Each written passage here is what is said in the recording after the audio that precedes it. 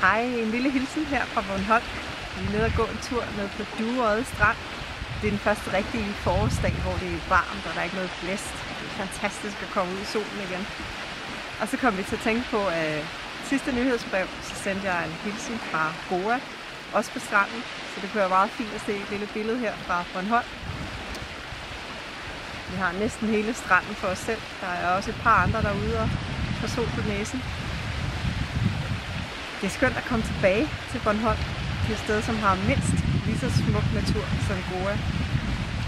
Vi er ved at gøre klar til Jamstyrk-kursus, som starter her det er den første weekend i maj.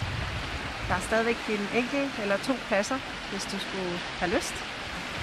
Og så er vi ved at gøre klar til sommerens kurser også.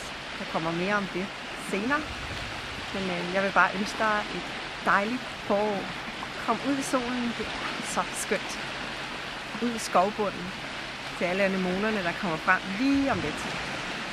Ha' det godt.